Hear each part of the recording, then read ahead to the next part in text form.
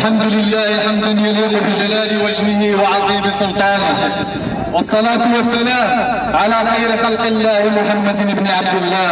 أيها المسلمون، لا زالت جهود اللجنة المشتركة للدفاع عن المعتقلين الإسلاميين حثيثة ومتواصلة لكسر القول ورفع الضيم عن إخوانهم داخل سجون الظلم بهذا البلد الحبيب، في إطار مسيرتها الاحتجاجية المشروعة للتحسيس بالمأساة المستمرة التي يعيشها المعتقلون الإسلاميون داخل هذه السجون. هذه المأساة التي تتكرس وتزداد يوما بعد يوم في غياب لأي مبادرة حقيقية ومسؤولة من طرف الدولة لطي ملف المعتقلين وإنصافهم.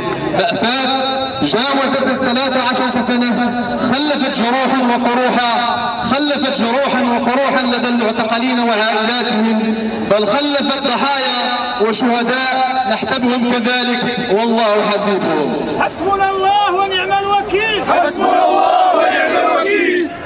إننا في الوقت الذي نطالب فيه بإيجاد حل جذري لقضية إخواننا المعتقلين الإسلاميين، وذلك بإنصاف المظلومين وجبر الضرر الذي لحقهم ومحاسبة الجلادين الذين ارتكبوا الانتهاكات الجسيمة في حق إخواننا، نجد أن الدولة المغربية لا زالت مستمرة في التضييق على السلفيين بشكل عام وخاص، بشكل خاص بالتضييق على أنشطة اللجنة المشتركة للدفاع عن المعتقلين الإسلاميين، وذلك من خلال اعتقال أخينا المناضل الناشط الحقوقي محمود بوزيد المنسق المحلي لفرع تطوان للجنة المشتركة للدفاع عن المعتقلين بتهم واهية، وذلك لكبح صوتنا الصادع بالحق بإذن الله تعالى. حسبنا الله ونعم الوكيل.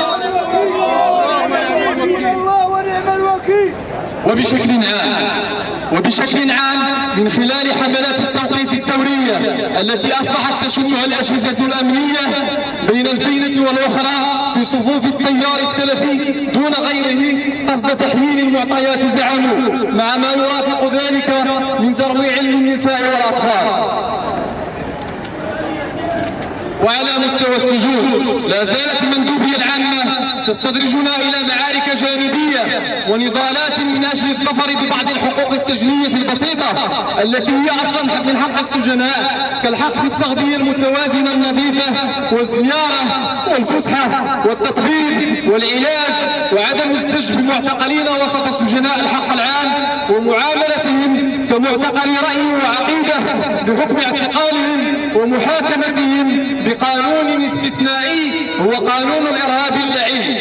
حسبنا الله ونعم الوكيل. حسبنا الله ونعم الوكيل. وعليه فإننا نحمل مسؤولية اضطهاد التيار السلفي في المغرب، وعليه فإننا نحمل مسؤولية اضطهاد التيار السلفي في المغرب داخل وخارج السجون والتضييق على إطاره الحقوقي. اللجنة المشتركة للدفاع عن المعتقلين الإسلاميين إلى حكومة العدالة والتنمية ناكلة حدود المسؤول دستوريا وقانونيا عن الاعتقالات والمحاكمات والوضعية الحقوقية في السجون المغربية. ونؤكد على أننا لن نركع لله الواحد القهار ولن نخون قضية إخواننا، وسنستمر في دعمها صادعين بما أمرنا أن نصدع به، مستجيبين لرسول الله القائل: ما من امرئ يخذل مسلما في موطن ينتهك فيه حرمته وينتقص فيه عرضه إلا خذله الله في موطن يحب فيه نصرته، وما من امرئ ينصر مسلما في موطن ينتقص فيه من عرضه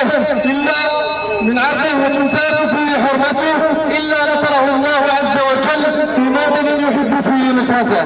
أيها المسلمون، إن إخوانكم القابعون في السجون المغربية لا لجرم اقترفوه، إنما نصرة لهذا الدين ولأهله في أمس الحاجة لجهودكم ودعمكم، وفي أمس الحاجة لنصرتكم على جميع المستويات، وذلك للتخفيف عنهم ولو على مستوى الدعاء. فاللهم فرج عن المعتقلين في كل مكان الذين اعتقلوا نصرة لدينك، وعجل بفكاك أسرهم، ومكن اللهم لإخواننا المجاهدين في الأرض.